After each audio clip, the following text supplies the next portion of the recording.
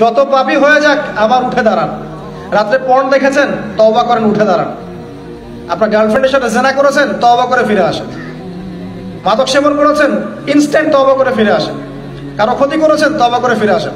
মানে আপনি নামাজটা ছাড়েন না। মানুষ আল্লাহর পথে চলতে গেলে সবসময় একই গতিতে চলতে পারে না।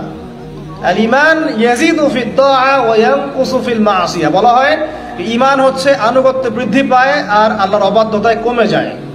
আল্লাহর পথে চলতে গেলে হোঁচট খায় মানুষ। অনেক সময় দেখা যায় যে খুব ভালো আমল করছি, মনে হচ্ছে আমি খুব ভালো লেভেলে আছি, ঠিক ওই সময় দেখবেন একটা ভুল হয়ে গেছে। এটা হয় না? পা স্লিপ করে না মাঝে মাঝে? ওই সময় আবার উঠে দাঁড়াবেন, আবার তওবা করে ফিরে আসেন, ওযু করে ফিরে আসেন, আবার জায়নামাজে মুসল্লায় দাঁড়ান, সালাত পড়েন। সালাত ছাড়েন না ইনশাআল্লাহ। কারণ নবী সাল্লাল্লাহু আলাইহি ওয়াসাল্লাম বলেছেন, লা তাতরুকান্নাস সালাহ ইয়া মুআজ, হে মুআজ রাদিয়াল্লাহু আনহু, কখনোই সালাত ছেড়ে দিও না। লা তাতরুকান্নাস সালাতাল মাকতুবাতা মুতাআম্মিদান, কোশ্চিন কালেও তোমার উপর ফরজ সালাতকে ছেড়ে দিও না। কারণ মান তারাকা সালাতা মুতাআম্মিদান ফাকাদ কাফার, যে ব্যক্তি ইচ্ছাকৃতভাবে ফরজ সালাতকে ছেড়ে দেয়, ফাকাদ কাফারা। আলেম ওলামা আছেন, জিজ্ঞাসা করবেন ফাকাদ কাফারা এর অর্থ কি? যে ব্যক্তি ইচ্ছাকৃতভাবে ফরজ নামাজকে ছেড়ে দেয়, সে ব্যক্তি যেন কুফরি করলো।